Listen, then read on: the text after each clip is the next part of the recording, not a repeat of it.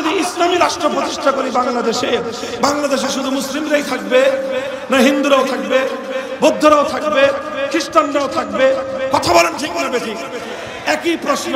যদি হিন্দুরা বাংলাদেশে হিন্দু রাষ্ট্র প্রতিষ্ঠা করতে সক্ষম হয়, তাহলে এদেশে মুসলমানরা থাকবে কি থাকবে না? বৌদ্ধ এবং খ্রিস্টানরা থাকবে কি থাকবে না? থাকবে। যে কোনো ধর্ম অনুযায়ী রাষ্ট্র প্রতিষ্ঠা করা হোক, সেই ধর্ম ছাড়া অন্যান্য ধর্মাবলম্বীরাও সে রাষ্ট্রে বসবাস করবে। কথা বলেন ঠিক না বেঠিক? তাহলে অন্যান্য ধর্মাবলম্বীরা যদি সেই রাষ্ট্রে বসবাস করে, এবার গুরুত্বপূর্ণ প্রশ্ন হলো, বলো দেখি, যেই ধর্ম অনুযায়ী রাষ্ট্র চলছে সেই ধর্মের অনুসারী ছাড়া অন্য ধর্মাবলম্বীদের অধিকারের ব্যাপারে তোমার ধর্ম কি বলে? বলেন, প্রশ্নটা গুরুত্বপূর্ণ কিনা? আমরা মনে করেন, আমরা ধরে নিলাম বাংলাদেশে আমি হিন্দু রাষ্ট্র প্রতিষ্ঠা করার দাবি মেনে নিয়েছি, হিন্দু রাষ্ট্র প্রতিষ্ঠা হয়েছে। এবার হিন্দুদেরকে জবাব দিব, বলো তোমার হিন্দু রাষ্ট্রে একজন মুসলিম ইসলাম ধর্মের অনুসারী ইসলাম ধর্ম পালন করে কিভাবে সে তার ধর্মীয় অধিকার, নাগরিক অধিকার কিভাবে পেতে পারে? এই ব্যাপারে তোমার হিন্দু ধর্ম কি বলে? তোমার বৌদ্ধ ধর্ম কি বলে? তোমার খ্রিস্ট ধর্ম কি বলে? তোমার হিন্দু ধর্ম কি বলে? ইহুদি ধর্ম কি বলে?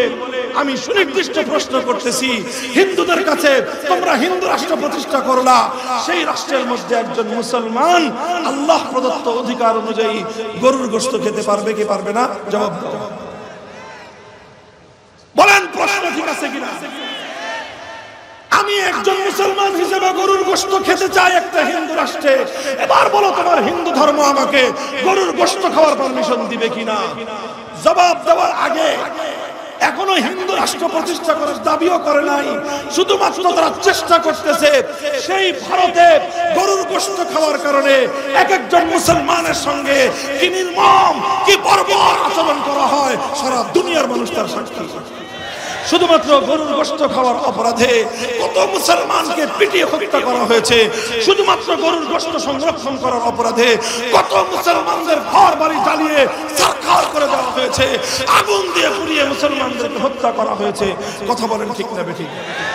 আমি আরেকটা প্রশ্ন করলাম, খ্রিস্টানদের কাছে প্রশ্ন করলাম, তোমরা মনে করো খ্রিস্ট রাষ্ট্র প্রতিষ্ঠা করলা, সেই রাষ্ট্রের মধ্যে একজন মুসলমান 5 ওয়াক্ত নামাজ আযান দিয়ে আদায় করতে চায়, তোমার রাষ্ট্রে একজন মুসলমান 5 ওয়াক্ত নামাজ আযান দিয়ে পড়বার অধিকার পাবে কিনা? জবাব দাও। তোমার ধর্মের ব্যাপারে কি বলে?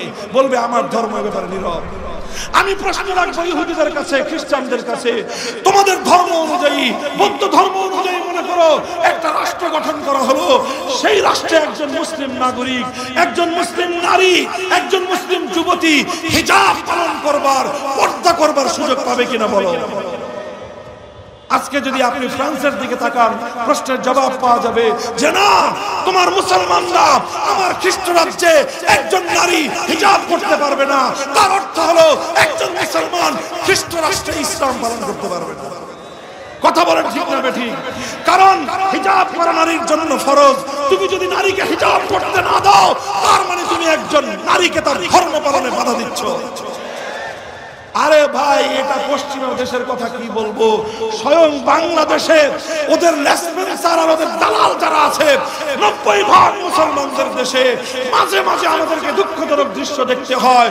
কোন স্কুলে, কোন কলেজে, কোন ইউনিভার্সিটিতে, কখনো পাবলিক, কখনো প্রাইভেট ইউনিভার্সিটিতে আমার মেয়েরা, আমার বোনেরা হিজাব করে যাওয়ার পর শিক্ষক নামক কুলাঙ্গাররা আমার মেয়ে আর আমার বোনদেরকে হিজাব খুলতে বাধ্য করে। সেই সমস্ত কুলাঙ্গারদেরকে হাত ভেঙে গুড়িয়ে দিতে হবে।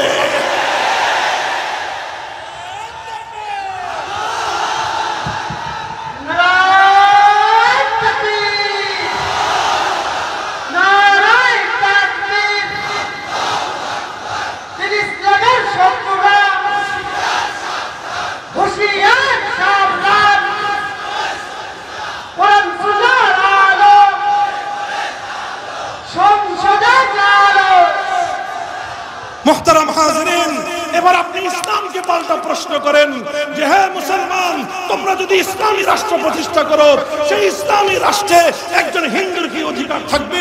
সেই ইসলামী রাষ্ট্রে একজন ভিন্ন ধর্মাবলম্বী বৌদ্ধ, খ্রিস্টান, ইহুদির কি অধিকার থাকবে? আমি বলবো, আসো, কি অধিকার তুমি শুনতে চাও? কোন বিষয়ে তুমি অধিকার শুনতে চাও?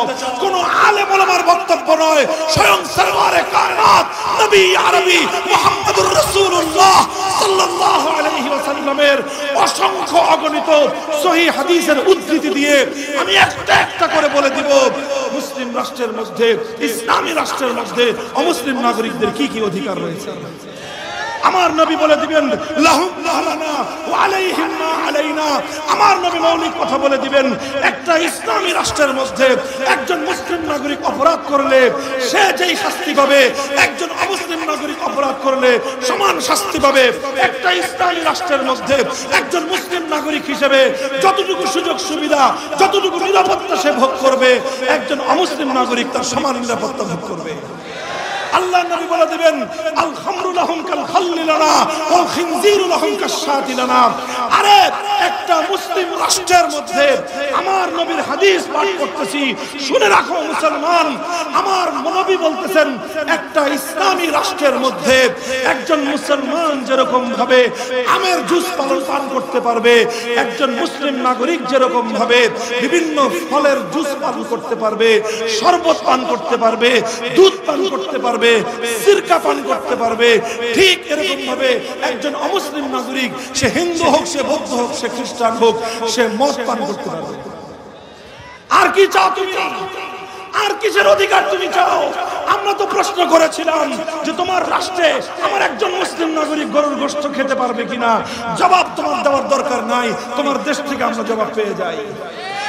আর আমার রাষ্ট্রে, একটা ইসলামী রাষ্ট্রে যদি তুমি প্রশ্ন করো একজন হিন্দু, একজন খ্রিস্টান সে শুয়োরের গোশত খেতে পারবে কিনা, আমার নবী বলে দিয়েছেন একটা ইসলামী রাষ্ট্রের মধ্যে একজন মুসলিম যেভাবে বকরির গোশত খেতে পারবে, একটা ইসলামী রাষ্ট্রের মধ্যে একজন খ্রিস্টান অথবা একজন হিন্দু ঠিক একইভাবে সে শুয়োরের গোশত খেতে পারবে।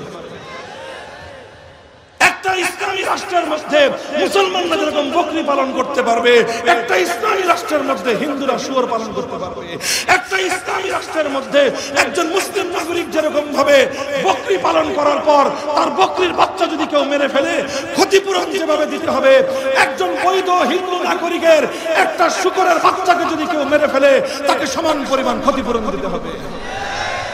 আরে ইসলামকে বুঝবার চেষ্টা করো, ইসলাম কোথা থেকে শুরু করেছে দেখো। ইসলাম তোমাকে শূকরের গোশত খাওয়ার নিরাপত্তা দেয়, ইসলাম তোমাকে কাশ্মীর কচ্ছপের গোশত খাওয়ার নিরাপত্তা দেয়, ইসলাম তোমাকে মদ্যপান করার পর্যন্ত নিরাপত্তা দেয়। আর ইসলাম তোমাকে কি না দিয়েছে এবার জানতে চাও? ইসলাম বলবে যে তুমি একজন মুসলিম যেভাবে, একজন মুসলিম নাগরিক যেভাবে ইসলামী রাষ্ট্রকে, ইসলামী রাষ্ট্র পরিচালনার জন্য বিভিন্ন আয়ের উৎস আছে, সেই আয়ের উৎসগুলোতে মুসলমানরা যেরকম কন্ট্রিবিউশন করবে, মুসলমানরা যেরকম অংশগ্রহণ করবে, মুসলমান কখনো যাকাত দিবে, মুসলমান কখনো ওশর দিবে, মুসলমান কখনো খুমুস দিবে, এইভাবে বিভিন্ন ভাবে মুসলমানের কাছ থেকে যেভাবে রেভিনিউ কালেকশন করা হবে ইসলামী রাষ্ট্রের, ঠিক একইভাবে হিন্দু, বৌদ্ধ, খ্রিস্টানদের কাছ থেকেও রেভিনিউ কালেকশন করা হবে। মুসলমান যেটা দিবে সেটার নাম হবে যাকাত, হিন্দু, বৌদ্ধ, খ্রিস্টানরা যেটা দিবে সেটার নাম হবে জিজিয়া, সেটা হলো সার্ভিস চার্জ। এবং সেই সার্ভিস চার্জ কিভাবে নিরূপণ হবে, কি মাত্রা নিরূপণ হবে, মাথা পিছু একজন হিন্দু, বৌদ্ধ, খ্রিস্টান, একজন অমুসলিম নাগরিক একটা ইসলামী রাষ্ট্রের মধ্যে কিভাবে তার জিজিয়া কর দিবে, আল্লাহর নবী বলে দিয়ে গিয়েছেন সেই ক্ষেত্রেও যে খবরদার ইসলামী রাষ্ট্রপ্রধান, ইসলামী রাষ্ট্র ব্যবস্থা তোমরা যারা পরিচালনা করবা, তো কোনো অমুসলিমের উপর তার সামর্থ্যের বাইরে, তার সাধ্যের বাইরে অতিরিক্ত করের বোঝা তোমরা চাপিয়ে দিও না। একটা বয়স পর্যন্ত তার কাছ থেকে কর নিবা, সে যখন এমন একটা বয়সে উপনীত হয়ে যাবে যেই বয়সে সে আর উপার্জন করতে পারে না, বার্ধক্যের কোণে যখন ঢলে পড়বে, খবরদার ইসলামী রাষ্ট্র সেই বুড়োর কাছ থেকে, সেই বৃদ্ধার কাছ থেকে তুমি কর নিবা না, কারণ সে যৌবনে তোমাকে সার্ভিস দিয়েছে, বার্ধক্যে এবার রাষ্ট্র তাকে সার্ভিস দিবে।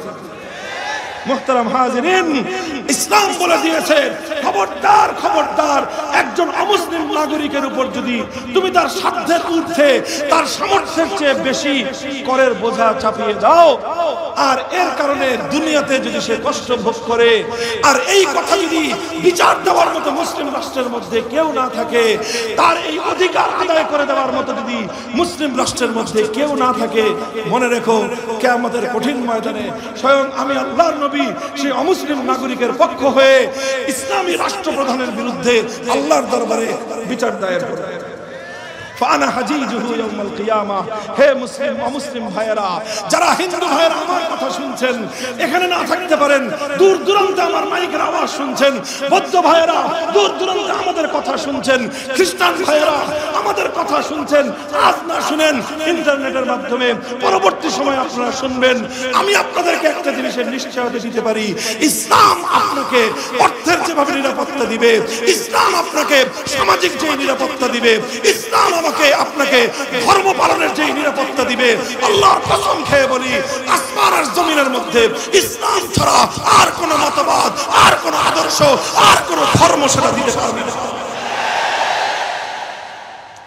দায়িত্ব নিয়ে বলছি কথা, ইসলামের পক্ষ থেকে দায়িত্ব নিয়ে কথা বলছি আলহামদুলিল্লাহ।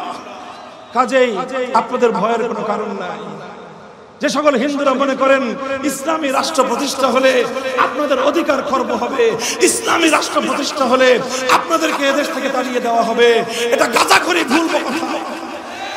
ইসলাম প্রতিষ্ঠিত হলে আল্লাহর রাসূল সাল্লাল্লাহু আলাইহি ওয়াসাল্লাম বলেছেন, আমার নবীর জীবনের অন্তিম ওসিয়ত, অন্তিম ওসিয়ত, অন্তিম ওসিয়ত, তোমাদের ঘরগুলোতে যে সকল মুসলিম নাগরিকরা তোমাদের অধীনস্থ হিসেবে থাকে, খবরদার খবরদার তাদের ব্যাপারে যেন তোমাদের কোনো গাফলতি না হয়।